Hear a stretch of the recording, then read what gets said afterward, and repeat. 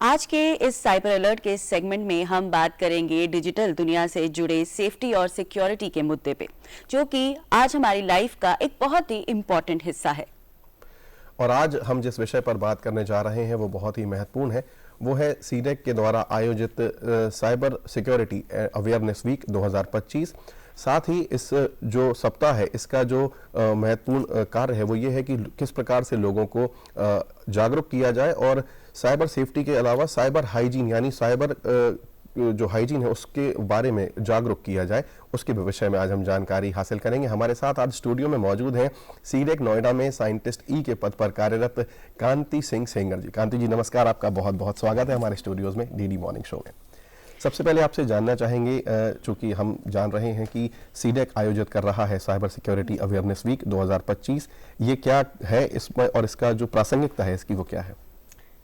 तो सबसे पहले मैं ये बताना चाहूँगी कि CDAC Noida ministry of electronics and information technology government of India की एक ऑटोनॉमस बॉडी है और सीडेक नोएडा रिसर्च और डेवलपमेंट अलग अलग क्षेत्रों में काम कर रही है, जिसमें कि हेल्थ इंफॉर्मेटिक्स है, एम्बेडेड सिस्टम्स है, नेचुरल लैंग्वेज प्रोसेसिंग है और उसमें से एक बहुत ही प्रमुख हिस्सा है साइबर सिक्योरिटी। साइबर सिक्योरिटी में सीडेक नोएडा बहुत सारे प्रोजेक्ट्स में वर्क कर रही है, R&D प्रोजेक्ट्स में वर्क कर रही है और कैपेसिटी बिल्डिंग प्रोग्राम्स में भी काम कर रही है। इसी क्षेत्र में हम ministry of electronics and information technology के एक प्रोजेक्ट जो कि digital mass awareness in cyber security के लिए जो इनिशिएटिव लिया गया है गवर्नमेंट ऑफ इंडिया की तरफ से, इंफॉर्मेशन सिक्योरिटी एजुकेशन अवेयरनेस, जिसका कि फेज 3 है। पहले 2 चरण पूरे हो चुके हैं 5-5 साल के और ये तीसरा चरण है।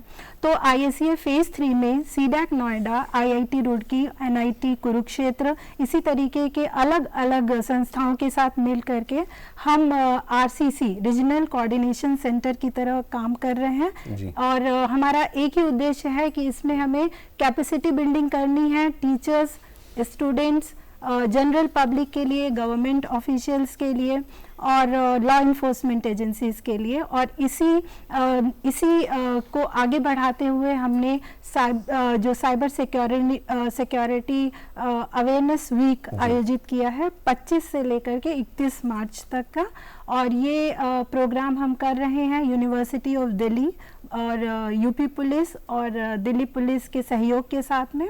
और इस हमारे प्रोग्राम में बहुत अलग अलग तरीके के हम जो है इवेंट्स कर रहे हैं, जैसे कि हमारा पहला दिन जो है वो वर्कशॉप होगा और साइबर सिक्योरिटी के क्विज होंगे जी। इसके अलावा हम मास्टर ट्रेनिंग प्रोग्राम करेंगे और इस मास्टर ट्रेनिंग प्रोग्राम का जो उद्देश्य है वो ये है कि हमें इसे सिर्फ अपने तक ही सीमित नहीं रखना है, हमें इसे स्टूडेंट्स तक ले जाना है। हमें साइबर डिफेंडर्स, मास्टर ट्रेनर्स या साइबर एम्बेसडर्स तैयार करने हैं, जो कि अपनी कम्युनिटी में, अपने कॉलेजेस में, अपने इंस्टीट्यूशंस में, जहाँ भी वो काम कर रहे हैं, पढ़ रहे हैं, वहाँ पे वो साइबर सिक्योरिटी को लोगों तक पहुँचाएं, अपनी फैमिली में लोगों तक पहुँचाएं।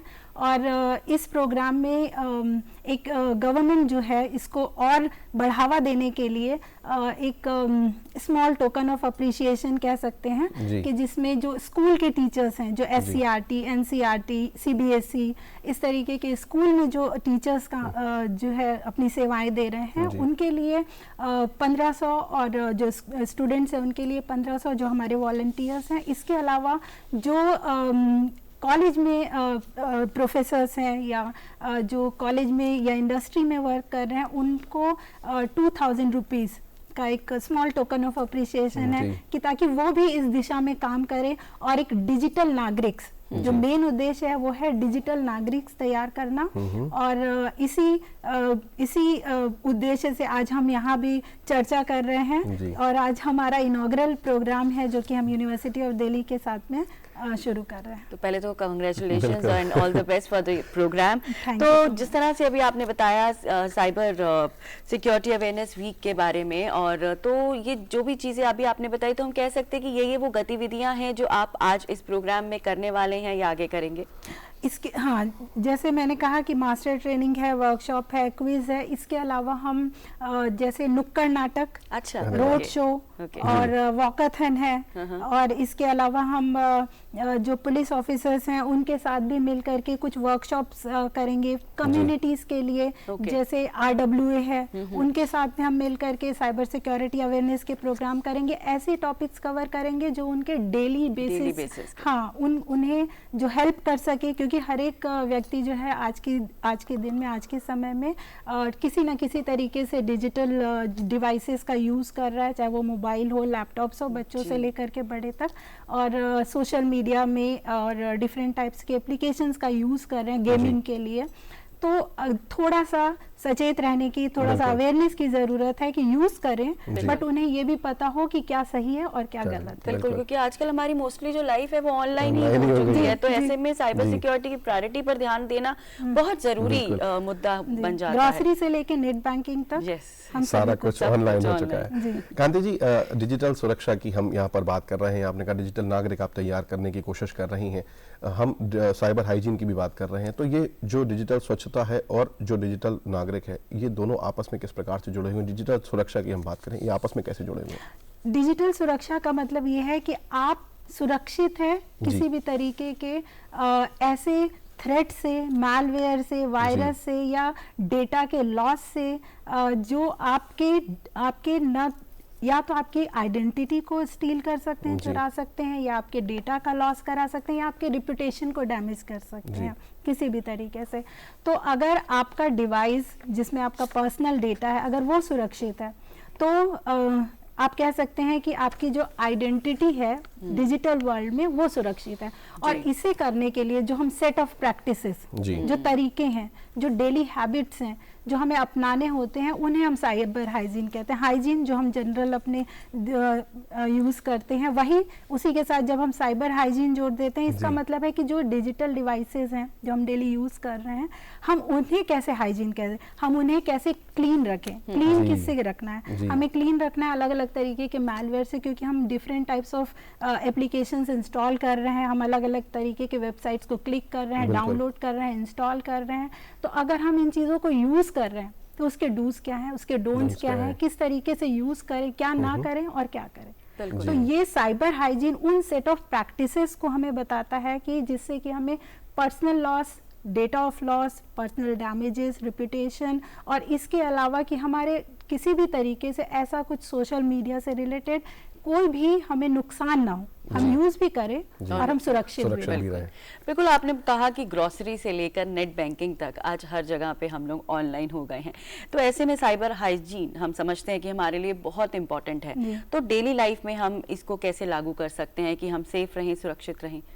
इसके लिए साधारण सा मैं आपको एक उदाहरण देना चाहूँगी। जैसे कि अगर मैं मोबाइल फ़ोन यूज़ करती हूँ, अगर मैं मोबाइल फ़ोन यूज़ करती हूँ या मैं लैपटॉप यूज़ करती हूँ, सबसे पहली बात है हम बहुत अवॉइड करते हैं कि हम उसमें एंटीवायरस यूज़ नहीं करते। जबकि एंटीवायरस अगर, और उसमें भी फ्री एंटीवायरस तो बिल्कुल नहीं यूज़ करना है, हमें यूज़ करना है एक अच्छा रिप्यूटेटेड एंटीवायरस। कैस्परस्काई है, मैकअफी है, बहुत सारे ऐसे ऑर्गेनाइजेशंस हैं जो एंटीवायरस का ही निर्माण करते हैं। तो हमें एंटीवायरस यूज़ करना है जिससे कि हम अपने डिवाइस को क्लीन रखने के लिए कोशिश कर सकें। दूसरी चीज़ ये है, जब भी हम किसी भी इस तरीके के मोबाइल पे या लैपटॉप पे कुछ भी डाउनलोड करते हैं या इंस्टॉल करते हैं, हमें ये है कि किसी भी अननोन वेबसाइट से नहीं करना है। उन्हीं वेबसाइट्स पे जाना है जो कि प्रॉपर उस पर्टिकुलर एप्लीकेशन के लिए बने हैं, या अगर मोबाइल एप्लीकेशन करते हैं तो गूगल का जो प्ले स्टोर है या एप्पल का जो प्ले स्टोर है, हम उसी को ही यूज़ करें।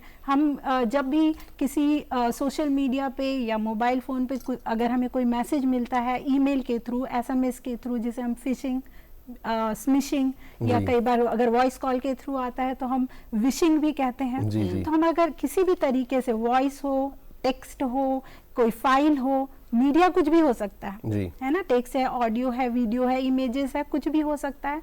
हमें अननोन लिंक्स पे क्लिक नहीं करना है, हमें ये चेक करना है कि क्या लिंक, अगर कई बार क्या होता है बहुत सिमिलर होते हैं लिंक्स, तो बच्चों को मैं खासकर ये बताना चाहूँगी कि जैसे गेमिंग है, गेमिंग कर रहे हैं, किसी भी अननोन से चैट ना करें। बिल्कुल।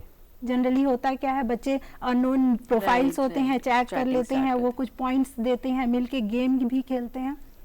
ऐसी कुछ चीज़ें होती हैं कि आप एप्लीकेशंस तो यूज़ करें, अगर आप सोशल मीडिया प्रोफाइल पे हैं, अलग अलग आपने फेसबुक पे यूज़ कर रहे हैं, इंस्टाग्राम पे यूज़ कर, कितना शेयर करें और क्या शेयर करें, बिल्कुल। क्या ना करें।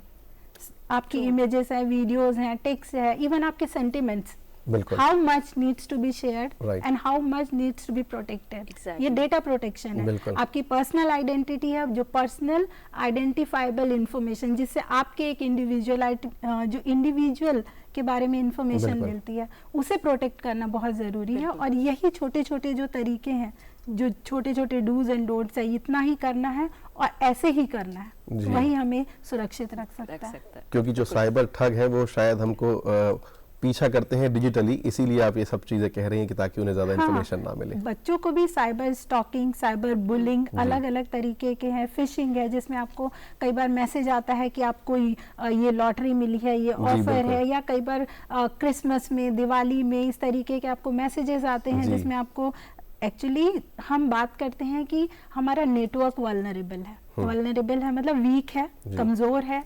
हम कई बार कहते हैं कि एप्लीकेशन वल्नरेबल है, हम कई बार कहते हैं कि पूरा का पूरा जो सिस्टम है वो वल्नरेबल है। लेकिन वल्नरेबल एक्चुअली कौन है? ह्यूमन। जो ह्यूमन है वो वल्नरेबल है, उसमें वीकनेस है। अगर ह्यूमन वल्नरेबिलिटी को अगर हम दूर कर दें तो एक्चुअली बहुत सारी समस्याएं ऐसे ही हल हो जाएंगी। जी, मैं आपसे ये भी जानना चाहूंगा, हमारे दर्शक सोच रहे होंगे कि उनका डिजिटल जीवन जो है वो कैसे सुरक्षित हो सकता है। कुछ ऐसी टिप्स जो हम दैनिक जीवन में, अपने रोजमर्रा के जीवन में अपना सके, वो जरूर बताइए ताकि उन्हें सुरक्षित महसूस हो। तो सबसे पहले मैं कहूंगी पासवर्ड से शुरुआत जी, करूंगी जी। मैं। हम सभी को पता है कि पासवर्ड हम चाहे किसी भी प्लेटफॉर्म, इवन हम अपने मोबाइल फ़ोन पे भी किसी ना किसी तरीके से फिंगर प्रिंटिंग है, पैटर्न लॉक है, आजकल तो फेस रिकॉग्निशन है, जी। किसी भी तरीके से हम पासवर्ड मैनेजमेंट जो है बहुत ज़रूरी है।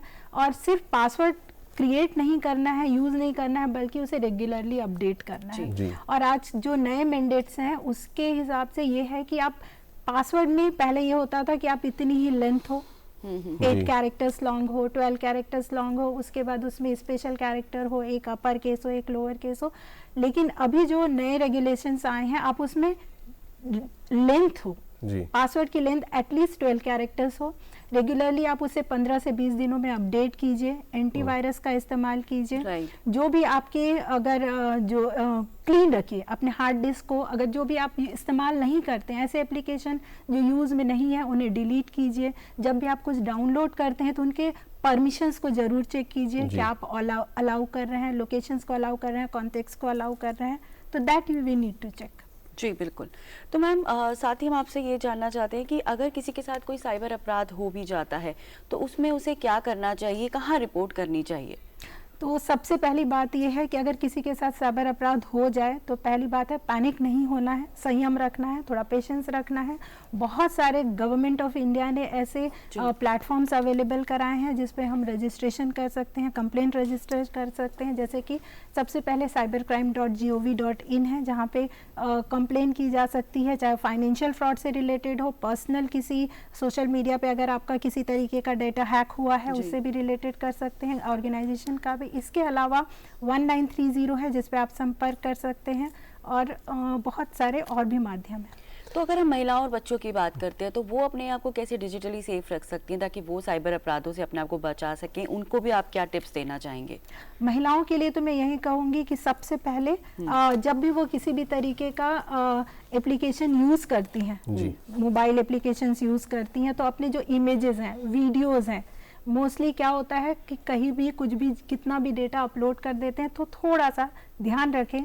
और इसी तरीके से किसी भी सोशल मीडिया प्रोफाइल्स पे अगर वो प्लेटफॉर्म्स पे हैं तो एक्सेप्ट करने के पहले, फ्रेंड रिक्वेस्ट एक्सेप्ट करने के पहले ध्यान रखें। बच्चे जो है डिस्कॉर्ड और इस तरीके के जो गेमिंग प्लेटफॉर्म जहाँ पे आइडेंटिटी जो है अनोनिमस है, वहाँ पे थोड़ा सा ध्यान रखें। किसी अननोन लोगों से चैट ना करें, डेटा शेयर ना करें, पासवर्ड शेयर ना करें। बिल्कुल बिल्कुल। तो ये आजकल हम जैसे कि देख रहे हैं कि साइबर अपराध भी बहुत ज्यादा बढ़ते जा रहे हैं। आए दिन हम सुनते हैं कि किसी के साथ ये साइबर क्राइम हो गया। ठीक है, एहतियात भी बरतते हैं, लेकिन फिर भी चीजें होती हैं। तो ऐसे डेली लाइफ में आपको क्या लगता है कि हमें क्या क्या चीजें जो है अपनी फॉलो करनी चाहिए कि इन जो साइबर अपराध बढ़ रहे हैं उससे हम अपने आप को सेफ रख सके, बचा सकें? तो जैसे हमने कहा कि पहला तो तरीका है कि साइबर हाइजीन करें, पासवर्ड मैनेजमेंट करें, डेटा क्लीन करें, डेटा का बैकअप लें। रेगुलर डेटा का बैकअप लें। और डेटा का बैकअप लेने के सिवा ये भी है कि डेटा का बैकअप इनक्रिप्टेड हो। इंक्रिप्शन एक तरीका है जिससे कि आप बच सकते हैं। अगर अपने घर पे आप वाईफाई यूज करते हैं तो वाईफाई का डिफॉल्ट पासवर्ड नहीं रखें, वाईफाई के पासवर्ड को भी चेंज करते रहें। वाईफाई से आपने जैसे बताया कि वाईफाई घर का पासवर्ड, अमूमन हम देखते हैं कि कहीं पे भी हम जाते हैं जहां हमें फ्री के वाईफाई अवेलेबल होते हैं तो हम सबसे पहले कहते हैं कि प्लीज वाईफाई का पासवर्ड डाल दीजिए और उनका वाईफाई इस्तेमाल करते हैं और अपना जो भी कोई इंपॉर्टेंट इन्फॉर्मेशन या कोई ऐसी सिक्योरिटी वाली होती है वो भी उसके ऊपर स्टार्ट कर देते हैं यूज करना। तो क्या वो फ्री का वाईफाई लेना, बाहर से वाईफाई लेना क्या सुरक्षित है? बिल्कुल नहीं। चाहे वो रेलवे हो, हॉस्पिटल हो या कोई भी ऑर्गेनाइजेशन जहाँ फ्री का वाईफाई है, बिल्कुल यूज़ नहीं करना चाहिए। जब आप वाईफाई यूज़ कर रहे हैं आप ये इंश्योर कीजिए कि वहाँ पे WPA 2 और 3 जो इंक्रिप्शन के टेक्निक्स हैं वो फॉलो किए जा रहे हैं या नहीं किए जा रहे हैं। और इवन अपने भी जो घरों पे आप यूज़ कर रहे हैं डिफ़ॉल्ट पासवर्ड यूज़ ना करें। गेस्ट के लिए एक सेपरेट अकाउंट बनाइए जिसे गेस्ट को दीजिए। अपने ही जो क्रेडेंशियल्स है वो शेयर मत कीजिए गेस्ट के साथ में। और इवन जो आपके IoT डिवाइसेस हैं वहाँ पे भी आपके अगर कनेक्टेड हैं उनके लिए भी आप जो है प्रॉपर मेजर्स लीजिए। और इंक्रिप्शन जो है बहुत ज़रूरी है। अगर आपके डेटा का बैकअप ले रहे हैं, डेटा के बैकअप को भी इनक्रिप्टेड करके रखिए। तो वाईफाई, फ्री वाईफाई तो कहीं पे भी किसी भी तरीके से यूज करना जो है वो सेफ नहीं है, क्योंकि फ्री में कुछ भी नहीं मिलता। बिल्कुल नहीं, बिल्कुल कहते हैं फ्री है तो आप ही प्रोडक्ट है। बहरहाल डिजिटल दुनिया की जो हम सेफ्टी और सिक्योरिटी की बात कर रहे हैं उसमें आप हमारे साथ इंफॉर्मेशन साझा कर रही थी। कांति सिंह सेंगर जी, आप सीडेक से पधारी, साइंटिस्ट ही हैं। आपने अपना समय दिया, अपना अनुभव हमारे साथ साझा किया, उसके लिए बहुत बहुत धन्यवाद। Thank you so much Kanti ma'am हमारे शो पे आने के लिए और हमें डिजिटल दुनिया के बारे में और साइबर हाइजीन के बारे में इंपॉर्टेंट इंफॉर्मेशन शेयर करने के लिए। Thank you. आप सभी को बहुत बहुत धन्यवाद। दूरदर्शन को बहुत बहुत धन्यवाद कि उन्होंने ये हमें मौका दिया और आज हमारे इवेंट का पहला दिन है और आज हम यहाँ हैं जिससे कि हम पूरे अपने देश भर के लोगों के साथ पहुँच सकते हैं, उनसे बात कर सकते हैं। मैं उनसे यही कहना चाहूँगी कि आज ज़रूरत है हमें एक डिजिटल नागरिक की तरीके से सिटीजन्स जो नॉर्मल सिटीजन्स हैं उनसे निकल करके डिजिटल नागरिक में खुद को प्रिपेयर करने की, सो दैट हम टेक्नोलॉजी तो यूज करें लेकिन सिक्योर भी रहें। और आई एम श्योर हमारे दर्शक आपको सुन रहे हैं और वो जरूर आपकी बात को फॉलो करेंगे। Thank you ma'am. Thank you.